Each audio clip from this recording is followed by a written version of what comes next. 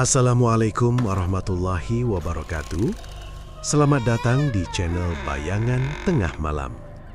Teman-teman, sebelum kita lanjut ke ceritanya, jangan lupa dukung channel ini dengan cara like, komen, dan share video ini ya.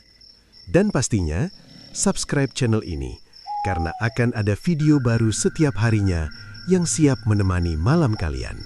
Angin malam berembus pelan menyapu pepohonan di lereng Gunung Kemukus.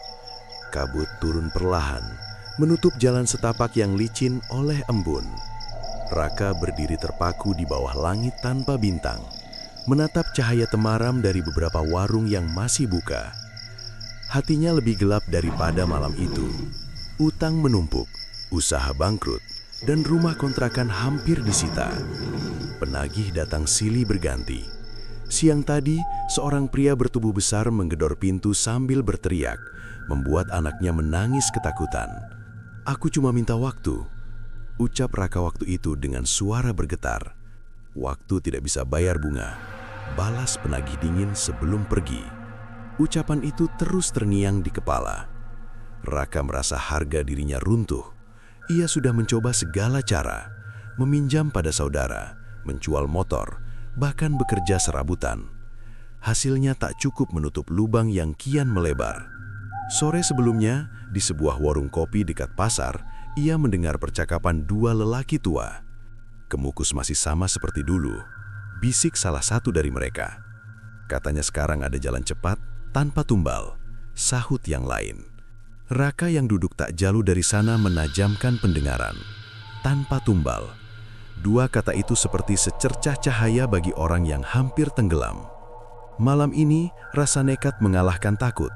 Ia menyusuri jalur menuju area yang dipercaya keramat. Tanah becek menempel pada sandal jepitnya. Setiap langkah terasa berat, bukan karena jarak, melainkan karena keputusan yang ia ambil. Di bawah pohon tua berbatang besar, seorang lelaki sepuh duduk bersila. Sorot matanya tajam meski usia terlihat rentah. "Kau datang karena kebutuhan, bukan keyakinan," ujar lelaki itu tanpa menoleh. Raka tercekak. "Saya cuma ingin mencari jalan keluar." Semua orang yang kemari bilang begitu. Suasana mendadak sunyi, hanya bunyi serangga malam mengisi udara. Raka menelan ludah, lalu duduk perlahan. "Saya dengar ada cara menjadi berkecukupan tanpa mengorbankan siapapun." Lelaki sepuh tersenyum tipis. "Benar, tidak ada nyawa diminta." Wajah Raka sedikit lega. "Apa syaratnya?" "Kesanggupan menanggung akibat." Jawaban itu membuat jantungnya berdegup lebih keras. "Akibat seperti apa?" "Rizki yang datang cepat selalu memiliki sumber. Kau siap menerima asalnya tanpa bertanya?" Raka terdiam. Bayangan istrinya, Sari, muncul di benaknya. Perempuan itu selalu mengingatkan agar tetap sabar menghadapi ujian. "Bang, jangan cari jalan aneh-aneh," kata Sari tadi sore ketika melihat Raka bersiap pergi. "Aku cuma mau cari udara," jawabnya menghindar. Kini, di hadapan lelaki sepuh itu, keraguan mulai merayap. Namun teringat ancaman penyitaan, hatinya kembali mengeras. "Saya siap," ucapnya mantap. Lelaki itu berdiri perlahan, mengambil segenggam tanah, lalu menyerahkannya pada Raka. "Genggam ini, ucapkan niatmu. Jangan sebut pada siapapun tentang pertemuan kita." Raka menurut. Tanah terasa dingin dan lembab. Saat ia memejamkan mata dan menyebut harapan agar hidupnya berubah, angin tiba-tiba berhembus lebih kencang. Daun-daun berguguran mengitari mereka seperti pusaran kecil. Dari balik kabut, terdengar suara lirih, bukan dari arah tertentu, melainkan seperti muncul di dalam kepala. "Kau ingin kaya 7 turunan?"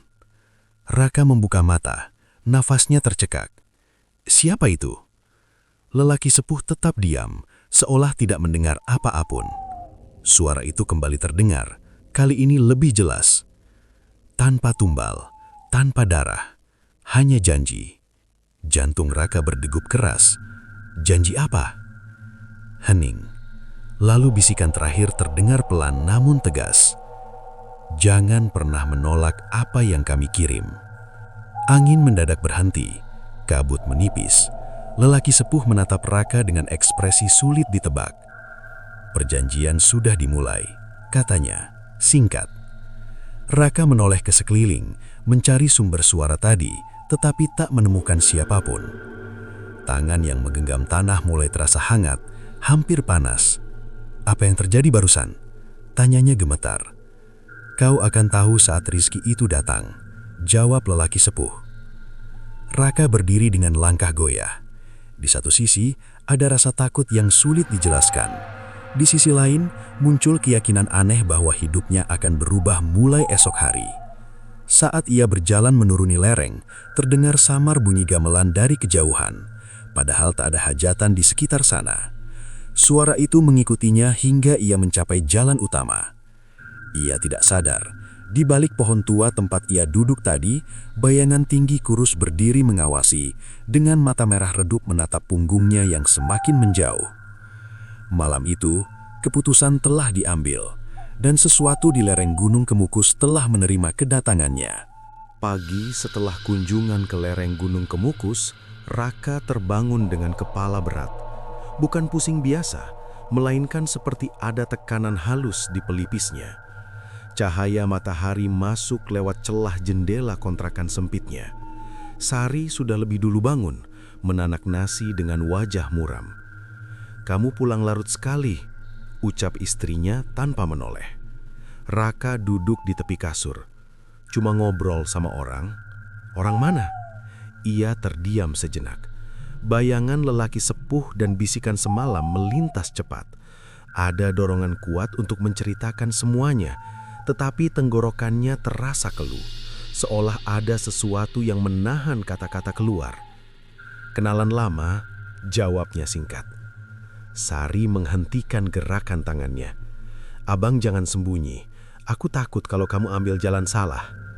Nada itu menusuk hati Raka, namun ia justru merasa gelisah, bukan karena kebohongan kecilnya, melainkan karena janji yang belum sepenuhnya ia pahami. Siang menjelang, ponsel tuanya berdering. Nomor tak dikenal muncul di layar. Ia ragu mengangkat, khawatir penagih kembali mengancam. Namun, panggilan itu berbeda. "Apakah ini Pak Raka?" Suara di seberang terdengar formal. "Iya, kami dari perusahaan properti di Solo. Proposal yang Bapak kirim 6 bulan lalu disetujui. Kami ingin kerjasama segera." Raka membeku. Proposal itu ia kirim tanpa harapan besar, bahkan sudah melupakannya. "Serius?" "Tentu, nilainya cukup besar. Silakan datang sore ini untuk tanda tangan." Panggilan terputus. Tangannya gemetar, bukan karena takut, melainkan campuran lega dan heran. Sari memandang curiga. "Siapa?" "Ada proyek masuk," jawabnya pelan. "Dari mana?" "Dari perusahaan lama yang pernah aku hubungi." Istrinya mendekat, wajahnya antara senang dan ragu. Mendadak sekali. Kata itu kembali mengusik pikiran Raka. Mendadak, terlalu cepat, terlalu mudah.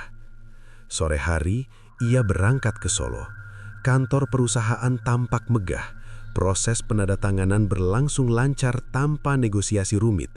Bahkan uang muka langsung ditransfer saat itu juga. Ketika notifikasi bank berbunyi, jumlahnya membuat nafasnya tercekat. Angka yang tak pernah ia pegang seumur hidup. Di sudut ruangan, ia merasa seperti ada yang memperhatikan. Saat menoleh, tak ada siapapun kecuali staf sibuk bekerja. Dalam perjalanan pulang, langit mendadak mendung. Hujan turun teras, meski sebelumnya panas terik. Raka menggenggam setir lebih erat. Di antara gemuruh air, samar terdengar suara gamelan lirih, sama seperti malam sebelumnya. Ia menepikan kendaraan, memastikan tak ada radio menyala. Sunyi, hanya detak jantungnya berpacu. "Jangan menolak apa yang kami kirim." Bisikan itu muncul lagi, kali ini jelas di telinga kiri. "Aku tidak menolak," gumamnya tanpa sadar. Sesampainya di rumah, Sari menyambut dengan wajah berbinar saat melihat bukti transfer. "Ini cukup untuk lunasi hutang." Raka mengangguk, namun kegembiraan terasa berbeda. Ada rasa asing yang sulit dijelaskan. Malam tiba. Setelah makan sederhana, mereka duduk bersama anak sematawayang mereka, Dimas. Bocah itu menggambar di lantai dengan krayon. "Ayah dapat uang banyak?" tanya Dimas polos. "Iya," jawab Raka sambil tersenyum. "Temanku bilang tadi ada orang tinggi berdiri di depan rumah. Dia nunggu ayah." Tubuh Raka menegang. "Orang tinggi?" Dimas mengangguk santai. Bajunya gelap, mukanya nggak kelihatan. Sari langsung memeluk anaknya. "Jangan bicara sembarangan." "Aku nggak bohong, Bu." Raka berusaha tenang. Mungkin cuma bayangan pohon. Namun jauh di lubuk hati, ia tahu itu bukan imajinasi semata. Menjelang tengah malam, saat semua tertidur, ia terbangun karena hawa dingin tak biasa. Pintu kamar sedikit terbuka. Dari ruang tamu terdengar langkah pelan, seperti seseorang berjalan tanpa alas kaki. Raka bangkit perlahan, setiap langkah terasa berat. Saat mencapai ruang depan, ia melihat pintu utama terbuka setengah. Di ambang pintu, berdiri sosok tinggi kerus menghadap keluar, punggungnya membelakangi Raka. "Aku tidak menolak," ucap Raka lirih. Sosok itu tidak bergerak, namun udara di sekitar terasa menekan, lalu perlahan menghilang seperti asap tersapu angin. Pintu menutup sendiri dengan bunyi pelan. Keesokan paginya, semua kembali normal. Tidak ada tanda kerusakan, tidak ada jejak kaki, hanya saldo rekening yang bertambah drastis. Di sudut meja terletak segenggam tanah kering, persis seperti yang ia genggam di lereng Gunung Kemukus. Raka menatapnya lama. Kini ia mulai memahami maksud ucapan lelaki sepuh itu. Memang tak ada tumbal, namun ada sesuatu yang ikut pulang bersamanya, dan itu belum selesai. 2 minggu berlalu sejak pertemuan di lereng Gunung Kemukus. Hidup Raka berubah drastis. Utang lunas, kontrakan ditinggalkan, dan sebuah rumah permanen di pinggir kota resmi dibeli tunai. Tetangga baru memandang kagum ketika truk perabot berhenti di depan halaman. "Cepat sekali pindahnya, Pak," sapa seorang pria parubaya. "Alhamdulillah, ada rezeki," jawab Raka singkat. Ia berusaha terdengar wajar, meski dalam hati masih muncul rasa ganjil. Semua terasa terlalu lancar. Setelah proyek pertama, tawaran lain datang bertubi-tubi. Klien yang dulu tak pernah melirik kini justru mendekat sendiri. Setiap kali rekeningnya bertambah, notifikasi berbunyi nyaring. Setiap bunyi itu terdengar seperti penanda sesuatu yang tak terlihat. Sari sempat tersenyum bahagia. Dapur kini lengkap, lemari terisi penuh, dan Dimas bisa masuk sekolah favorit. "Ini seperti mimpi," ucap istrinya suatu malam. Raka mengangguk. "Kita cuma perlu bersyukur." Namun ucapan itu terasa hambar di lidahnya. Sejak pindah, Dimas sering terbangun tengah malam. Bocah itu berjalan keluar kamar, berdiri di ruang tengah, menatap sudut kosong dekat jendela. "Kamu lihat apa?" tanya Raka pelan saat mendapati anaknya seperti itu. "Teman dari gunung," jawab Dimas tanpa ragu. Raka menahan napas. Dia bilang apa? Katanya ayah harus terima semua hadiah. Kalimat itu membuat darah Raka terasa dingin. Ia menggenggam bahu anaknya. "Jangan bicara lagi soal itu." Dimas hanya mengangguk, lalu kembali tidur seperti tak terjadi apa-apa. Gangguan kecil mulai muncul. Lampu ruang tamu sering berkedip meski instalasi baru. Televisi menyala sendiri saat malam semakin larut. Kadang terdengar bunyi gamelan samar, seolah ada pesta jauh di balik kabut. Suatu sore, Raka duduk sendiri memeriksa laporan keuangan. Angka di layar laptop terus bertambah. Ia merasa bangga sekaligus takut. Di antara deretan angka, bayangan tinggi kurus sempat terpantul di layar hitam. Raka menoleh cepat. Kosong. "Aku tidak menolak," bisiknya, hampir seperti kebiasaan. Malam berikutnya, seorang relasi bisnis menghubungi dengan suara panik. "Pak Raka, Proyek yang kemarin saya incar tiba-tiba dialihkan ke Anda. Saya tidak tahu kenapa. Raka terdiam. Mungkin keputusan direksi. Tidak masuk akal, semua dokumen sudah hampir selesai. Panggilan terputus. Raka merasa dadanya sesak. Ia tak pernah merebut proyek siapapun secara langsung. Namun kenyataan menunjukkan banyak peluang berpindah ke tangannya tanpa ia minta. Sari mulai menyadari perubahan sikap suaminya. "Kenapa kamu sering melamun?" tanyanya. "Tidak apa-apa." Abang terlihat takut pada sesuatu. Raka memaksakan senyum. "Cuma capek." Padahal setiap malam ia selalu bermimpi berada di lereng Gunung Kemukus. Dalam mimpi itu, tanah di bawah kakinya bergetar pelan. Dari balik kabut muncul sosok tak berwajah. Rezeki terus mengalir. "Apa maumu?" tanya Raka dalam mimpi. "Hanya kesetiaan pada janji." Ia terbangun dengan napas tersengal. Suatu pagi, kabar mengejutkan datang. Perusahaan pesaing yang cukup besar bangkrut mendadak. Pemiliknya dikenal sebagai pengusaha kuat. Berita itu tersebar luas. Raka membaca artikel tersebut dengan tangan gemetar. Beberapa proyek perusahaan itu kini beralih kepadanya. Sari melihat wajahnya pucat. Kenapa? Tidak ada. Namun dalam hati muncul pertanyaan mengerikan. Dari mana sebenarnya sumber semua kemudahan ini? Sore itu, Dimas menggambar lagi di lantai. Kali ini sosok tinggi dengan mata merah kecil. "Itu siapa?" tanya Sari cemas. "Teman ayah," jawab anak itu polos.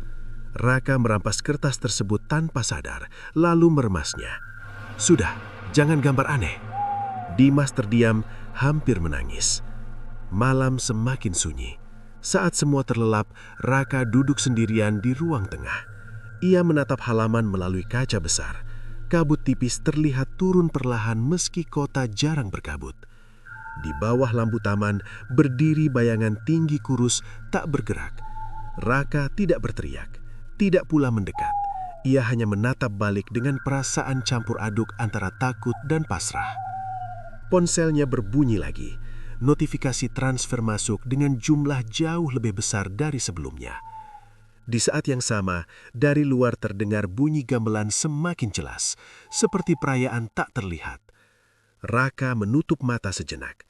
Dalam hatinya muncul kesadaran pahit. Semakin deras rezeki datang, semakin dekat pula sesuatu yang mengawasi. Dan ia belum tahu apa yang akan diminta sebagai gantinya. Rumah baru itu berdiri megah di sudut perumahan tenang. Dindingnya tinggi, gerbang besi kokoh, halaman luas dengan lampu taman yang menyala terang setiap malam. Dari luar tampak sempurna. Namun sejak minggu ketiga menempati tempat tersebut, suasana berubah perlahan. Raka mulai merasa bangunan itu tidak benar-benar miliknya. Setiap pulang kerja, ia selalu merasakan hawa dingin menyambut dari dalam, meski pendingin ruangan belum dinyalakan. Aroma tanah basah kadang tercium samar, seperti bau yang ia rasakan saat berada di lereng Gunung Kemukus. "Abang cium sesuatu?" tanya Sari suatu sore. "Bau apa?" "Seperti lumpur kering." Raka pura-pura tidak peduli. Mungkin dari taman. Padahal halaman selalu bersih. Tidak ada genangan, tidak ada tanah terbuka. Gangguan kecil semakin sering terjadi. Gelas retak tanpa sebab. Jam dinding berhenti tepat pukul 12 malam, lalu berjalan lagi menjelang subuh. Lampu kamar Dimas berkedip saat bocah itu tertidur. Suatu malam, terdengar suara langkah pelan dari lantai atas. Raka yang sedang duduk membaca laporan terdiam. Ia yakin semua sudah beristirahat. "Kamu dengar?" bisiknya. Sari mengangguk pelan. Langkah itu seperti seseorang berjalan perlahan, menyeret kaki. Raka mengambil senter dan menaiki tangga. Setiap anak tangga berbunyi lirih. Saat sampai di lantai 2, suara itu berhenti. Koridor kosong. Namun, di ujung lorong, pintu kamar Dimas terbuka sedikit. Raka mendekat perlahan. Anak itu duduk di atas ranjang, menatap jendela. "Belum tidur?" tanya Raka lembut. "Dia bilang ayah tidak boleh takut," jawab Dimas tanpa menoleh. "Siapa?" Raka tidak berani bertanya lagi. Ia memeluk anaknya dan menutup pintu rapat. Keesokan harinya, seorang tetangga datang berkunjung. "Rumah ini dulu lama kosong," ujar pria itu santai. "Kenapa?" tanya Sari. "Katanya pemilik lama pindah mendadak, bisnisnya hancur." Raka terdiam. Ia tidak pernah mencari tahu riwayat bangunan tersebut. Ia membelinya tanpa menawar, tanpa berpikir panjang, seolah ada dorongan tak terlihat. Malam berikutnya, gangguan menjadi lebih nyata.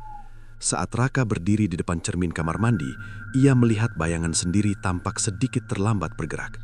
Ketika ia mengangkat tangan, pantulan itu diam sesaat sebelum mengikuti. Raka membeku.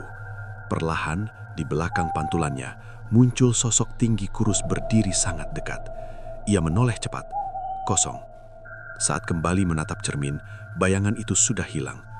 Nafasnya memburu. "Apa yang kau mau?" gumamnya pelan. Tak ada jawaban, hanya embusan dingin menyentuh tengkuknya.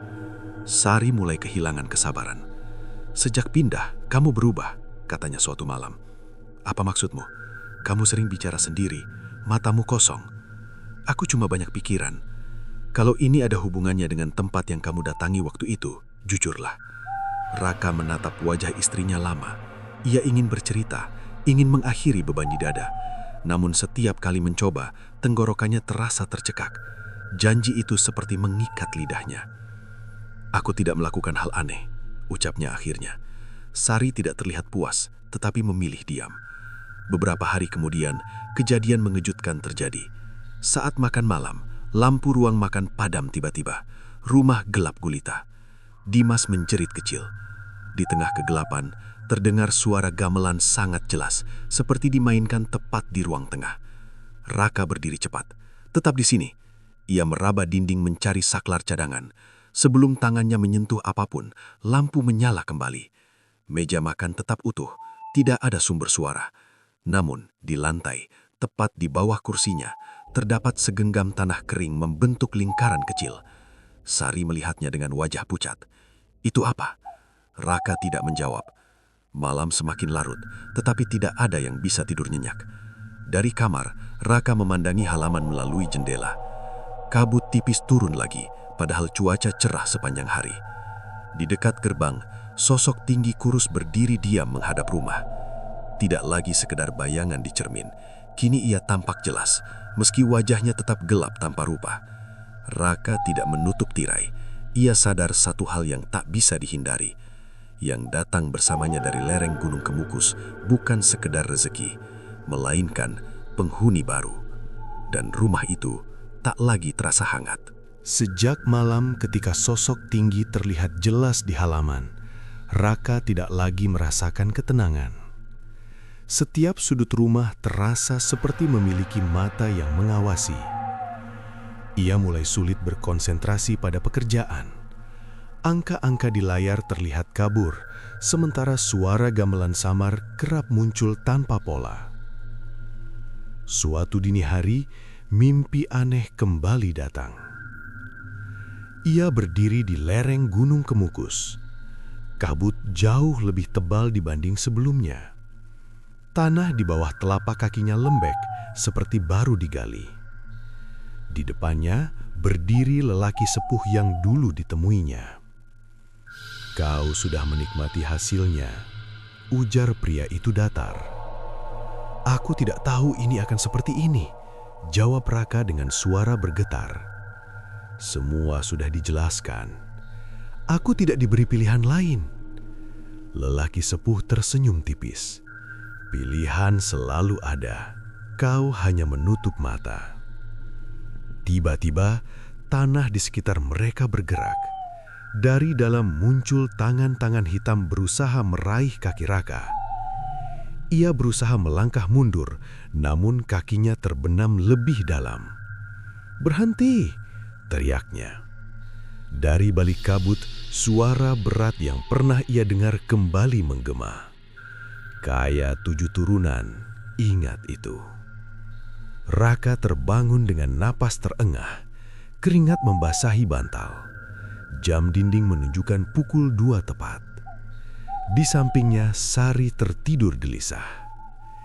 Ia bangkit dan berjalan ke ruang tengah. Lampu menyala redup.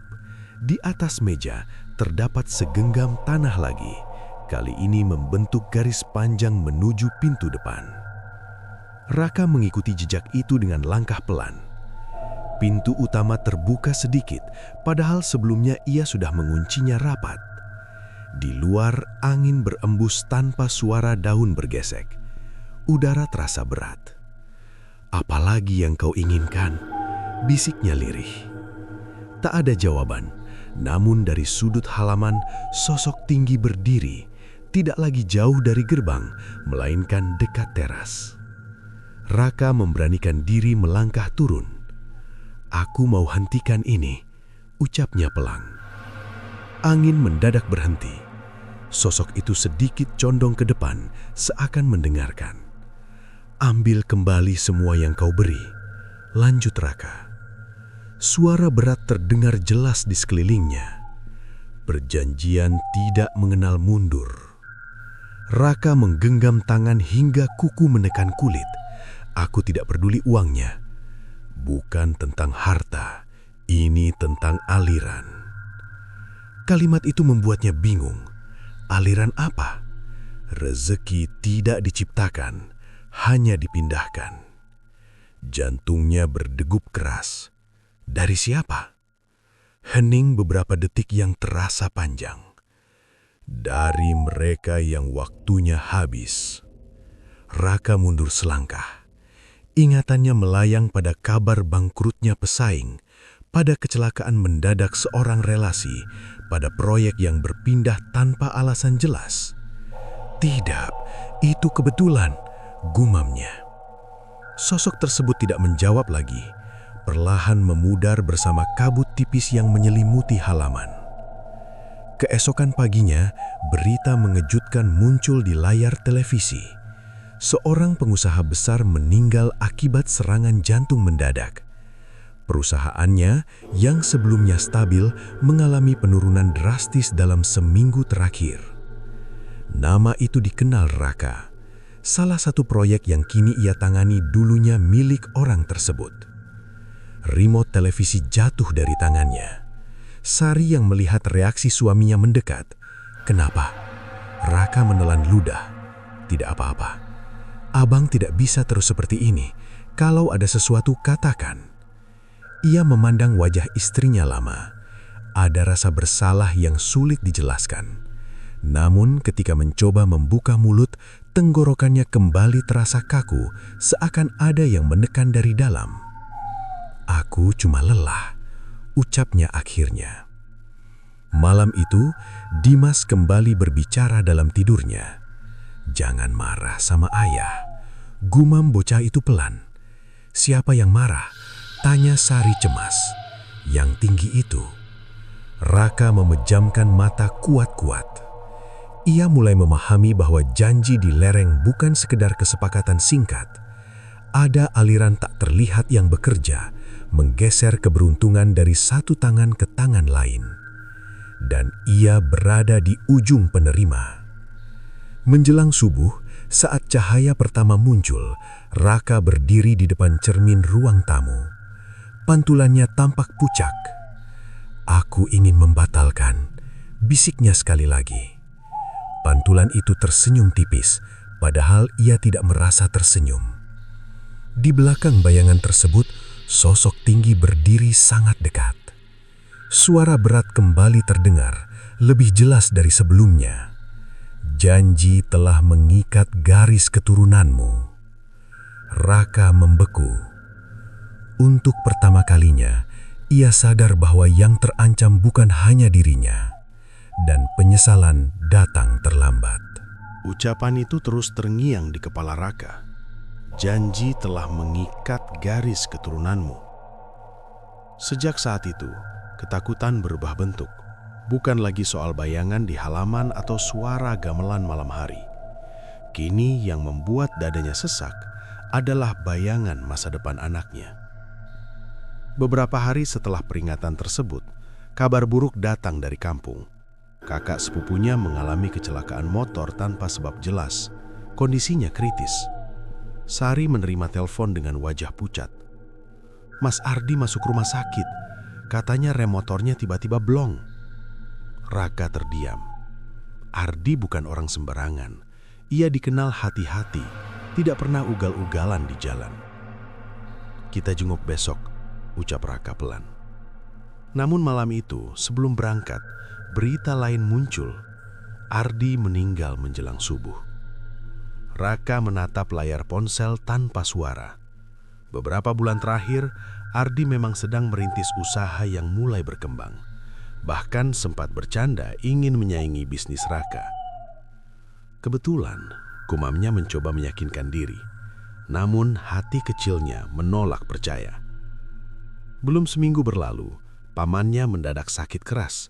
Penyebabnya tidak jelas. Dokter mengatakan organ dalamnya melemah cepat, padahal sebelumnya sehat. Sari mulai curiga. "Kenapa keluarga kita yang kena terus?" tanyanya dengan suara gemetar. "Jangan berpikir macam-macam," jawab Raka singkat. Ia berusaha terdengar tegas, tetapi suaranya sendiri terdengar asing. Di kantor, proyek demi proyek datang tanpa hambatan. Bahkan klien baru muncul dengan penawaran yang menguntungkan.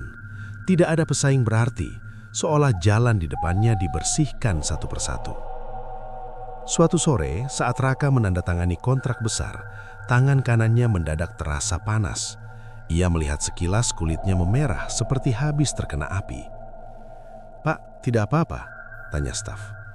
"Tidak," jawabnya cepat sambil menyembunyikan tangan di bawah meja. Sesampainya di rumah, bekas kemerahan itu berubah menjadi garis tipis menyerupai urat hitam yang menjalar ke pergelangan. Malam semakin pekat. Dimas kembali berdiri di ruang tengah menatap sudut kosong. "Dia bilang waktunya hampir penuh," ucap bocah itu pelan. Raka mendekat cepat. "Waktu siapa?" "Yang kasih ayah hadiah." Sari yang mendengar langsung memeluk anaknya. "Cukup, jangan bicara begitu." Dimas terlihat bingung. "Aku cuma menyampaikan." Raka merasa napasnya berat. Ia berjalan ke teras depan. Kabut turun perlahan meski musim kemarau. Di bawah lampu taman, sosok tinggi kembali muncul. Kali ini lebih dekat dari sebelumnya, hampir menyentuh pagar besi. "Apa maksud semua ini?" tanya Raka lirih. Suara berat menjawab tanpa arah jelas. "Aliran harus seimbang. Aku tidak minta nyawa siapapun. Kau minta kelimpahan. Bukan dengan cara ini. Semua ada harga." Kata-kata itu terasa seperti palu menghantam kepala. Raka teringat ucapan lelaki sepuh di lereng dulu. Tanpa tumbal bukan berarti tanpa akibat. Kini ia mulai memahami arti kalimat tersebut. Keesokan paginya kabar mengejutkan lagi datang. Seorang relasi bisnis yang pernah menolak bekerja sama dengannya bangkrut total. Asetnya disita bal. Dalam waktu singkat, perusahaan itu runtuh. Raka menatap laporan berita dengan wajah pucat. Beberapa klien relasi itu kini berpindah kepadanya. "Ini tidak wajar," bisiknya. Sari mendekat dengan mata sembab. "Aku mimpi buruk semalam. Ada suara bilang anak kita bukan sepenuhnya milik kita." Kalimat itu membuat lutut Raka lemas.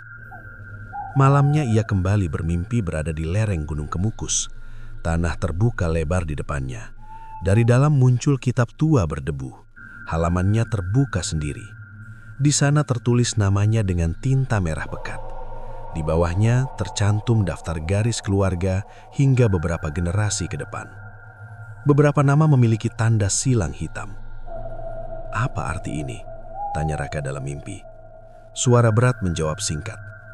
"Aliran terus berjalan." Ia terbangun dengan jantung berdebar keras, keringat dingin membasahi tubuh. Kini tidak ada lagi keraguan dalam benaknya. Rezeki yang ia terima bukan muncul dari ketiadaan. Ia seperti wadah yang menampung sesuatu yang diambil dari tempat lain. Dan setiap kali kekayaannya bertambah, seseorang di sekitarnya kehilangan. Raka duduk di tepi ranjang, menatap Dimas yang tertidur lelap. Untuk pertama kalinya, rasa takutnya lebih besar daripada rasa syukur. Jika benar aliran itu belum selesai, maka siapa berikutnya? Dan apakah garis keturunannya benar-benar sudah terikat dalam perjanjian yang tak pernah ia pahami sepenuhnya? Ketakutan tak lagi bisa disembunyikan. Setelah serangkaian musibah menimpa keluarga dan relasi, Raka akhirnya mengambil keputusan yang sejak lama ia tunda. Ia harus kembali ke lereng Gunung Kemukus. "Aku pergi sebentar," ucapnya pada Sari suatu sore. "Kemana?" tanya istrinya waspada. "Menemui seseorang." Sari menatap tajam. "Tempat itu lagi?" Raka tidak menjawab, tetapi diamnya sudah cukup sebagai pengakuan. "Kalau memang semua ini berhubungan dengan sana, selesaikan," ujar Sari pelan. "Jangan biarkan anak kita jadi korban." Kalimat itu menancap kuat di dada Raka. Menjelang malam, ia tiba di kaki gunung. Suasana lebih sepi dibanding kunjungan pertamanya. Warung-warung tutup lebih cepat. Angin berembus pelan membawa aroma tanah lembab. Langkahnya mantap meski hati bergetar. Ia menyusuri jalan setapak menuju pohon besar tempat dulu bertemu lelaki sepuh. Namun kali ini, tak ada siapapun duduk di sana. "Halo?" panggilnya pelan. Hening. Kabut turun perlahan, menutupi pandangan. Raka berdiri di bawah batang tua yang menjulang tinggi. "Aku datang untuk mengakhiri perjanjian," ucapnya tegas. Tiba-tiba udara berubah dingin. Dari balik kabut, sosok tinggi kurus muncul perlahan, lebih jelas dari sebelumnya. Tidak lagi samar, tidak lagi jauh. "Akhir tidak tersedia," suara berat menggema. "Aku tidak mau lagi," balas Raka. "Kau sudah menerima." "Aku kembalikan semuanya," teriaknya. Angin berputar mengelilingi tubuhnya, tanah di bawah kaki bergetar halus. "Kekayaan tidak bisa dikembalikan," suara itu menjawab tenang. "Ia telah berpindah." "Dari siapa?" tanya Raka penuh emosi. "Dari yang melemah, dari waktunya habis." Raka menggenggam tangan. "Kau mempercepatnya." "Aliran hanya diarahkan." Kalimat itu membuat napasnya berburu. Ia teringat wajah Ardi, pamannya, relasi bisnis yang runtuh. "Apa yang harus kulakukan supaya berhenti?" tanyanya akhirnya. Kabut bergerak membentuk lingkaran di sekelilingnya. "Pilih. Pilih apa? Kelimpahan atau garis darah?" Jantung Raka berdegup keras. "Jelaskan." "Jika harta dilepas, aliran melambat, namun satu nama tetap terikat." Raka membeku. "Nama siapa?" Sosok itu tidak langsung menjawab. Beberapa detik terasa seperti jam yang belum lahir. Tubuh Raka gemetar. "Maksudmu cucuku?" "Janji mengikat 7 turunan." Dunia terasa runtuh. "Tidak, jangan libatkan mereka." "Kau yang menyebut 7 generasi." Raka teringat ucapan dalam mimpi dan bisikan malam pertama. Ia memang pernah membatin ingin keturunannya hidup berkecukupan selamanya. "Aku tidak paham maksudnya saat itu." "Keinginanmu jelas." Raka berlutut di tanah lembab. "Ambil aku saja." Pengikat tidak dapat menjadi pengganti. Kenapa? Karena perjanjian telah menyatu. Angin semakin kencang, daun-daun berguguran mengitari tubuhnya. Raka menunduk, pikirannya kacau. Jika ia mempertahankan harta, garis keturunannya terancam. Jika ia melepaskan semua, satu nama tetap tercatat. "Bagaimana cara melepas kelimpahan itu?" tanyanya pelan. "Putuskan sendiri." Sosok tinggi melangkah mendekat. Wajahnya tetap gelap tanpa rupa. "Kau diberi kesempatan memilih arah akhir." "Kalau aku hancurkan semua?" "Aliran mencari wadah baru." Jawaban itu membuatnya sadar satu hal mengerikan. Kekuatan ini tidak berhenti hanya karena ia menolak. "Kau tidak bisa dihentikan," bisiknya. "Janji bukan makhluk, ia hukum." Kabut menebal hingga Raka hampir tak bisa melihat sekelilingnya. Suara gamelan terdengar lebih keras dari sebelumnya, seperti perayaan besar di tengah kegelapan. "Waktu berjalan," suara itu kembali menggema. "Segera tentukan." Raka berdiri perlahan. Tubuhnya terasa lemah, tetapi pikirannya mulai jelas. Ia tidak bisa mengandalkan makhluk itu untuk memberi solusi. Pilihan ada di tangannya, meski tidak adil. "Aku akan menghentikan aliran," ucapnya mantap. Kabut mendadak berhenti. "Konsekuensi tetap berlaku," jawab suara berat. Raka menatap sosok tinggi itu tanpa gentar. "Aku tidak peduli," katanya pelan. "Aku tidak mau anak cucuku dibayar dengan hidup orang lain." Angin mereda perlahan-lahan. Sosok tersebut memudar sedikit demi sedikit. "Satu nama telah tercatat," bisiknya sebelum menghilang sepenuhnya. Raka berdiri sendirian di bawah pohon besar. Malam terasa sunyi kembali, seolah tak pernah terjadi apa-apa. Namun ia tahu, keputusan barusan bukan akhir. Ia sudah memilih untuk melawan aliran itu, dan kini ia harus menghadapi akibat dari pilihannya sendiri. Perjalanan pulang dari lereng Gunung Kemukus terasa lebih panjang dari biasanya. Raka tidak lagi memikirkan uang, proyek, atau jabatan. Yang berputar di kepalanya hanya satu kalimat. Satu nama telah tercatat. Sesampainya di rumah, suasana sunyi. Lampu ruang tengah masih menyala. Sari duduk di sofa dengan wajah cemas. "Kamu lama sekali," katanya pelan. Raka melepas jaket tanpa menjawab. "Kamu bertemu dia lagi?" tanya Sari hati-hati. Raka mengangguk. Untuk pertama kalinya, ia merasa ada sedikit kelonggaran di tenggorokan. Kata-kata bisa keluar meski berat. "Semua benar," ucapnya lirih. "Ini bukan soal harta. Ada yang dipindahkan." Sari terdiam. Dipindahkan dari mana? Dari hidup orang lain. Wajah istrinya memucat. "Maksud kamu?" "Setiap kali kita menerima, ada yang kehilangan." Ruangan terasa sesak. Sari menutup mulutnya, menahan tangis. "Dan tentang garis keturunan?" tanyanya pelan. Raka menatap lantai. Satu nama sudah ditulis. Nama siapa? Yang belum lahir. Air mata jatuh di pipi Sari. "Jangan bilang." Raka mengangguk pelan. Malam itu, mereka tidak tidur. Duduk berdampingan dalam diam, mendengarkan detak jam yang terasa semakin keras. Dimas terlelap di kamar, tak menyadari beban yang menggantung di atas masa depannya. Menjelang subuh, Raka mengambil keputusan. "Aku akan hancurkan semuanya," katanya tegas. Sari menoleh. "Apa maksudmu?" "Perusahaan, aset, investasi, semua. Kita mulai dari nol lagi. Lebih baik miskin daripada hidup dari penderitaan orang lain." Sari menggenggam tangannya. "Kalau itu cara menghentikannya, aku ikut." Keesokan harinya, Raka bertindak cepat. Ia menjual saham, membatalkan kontrak, memutus kerjasama yang belum berjalan. Beberapa rekan terkejut. "Pak, ini keputusan besar," ujar seorang staf. "Ada alasan pribadi," jawab Raka singkat. Ia bahkan menyumbangkan sebagian besar tabungannya ke panti asuhan dan yayasan sosial tanpa publikasi. Namun, saat angka di rekeningnya menurun drastis, sesuatu yang ganjil terjadi. Tidak ada rasa lega. Malam berikutnya, suara gamelan kembali terdengar. Lebih lirih namun tetap jelas. Raka berdiri di ruang tengah, menunggu kemunculan sosok tinggi itu. Tak lama kemudian, udara menjadi dingin. Bayangan gelap muncul di dekat tangga. "Aku sudah melepas semuanya," ucap Raka. Suara berat menjawab pelan, tidak sekeras biasanya. Aliran melambat. "Berarti selesai?" "Tidak." Raka menahan emosi. "Kamu bilang pilih kelimpahan atau garis darah. Aku sudah melepaskan yang pertama." Nama tetap tercatat. Tubuhnya terasa lemas. "Kenapa?" "Karena permintaanmu tidak hanya tentang dirimu." Raka terdiam. "Keinginanmu menyebut 7 generasi.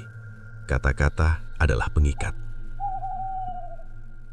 "Kalau begitu, hapus permintaan itu," teriaknya. Hukum tidak dihapus, ia dijalankan.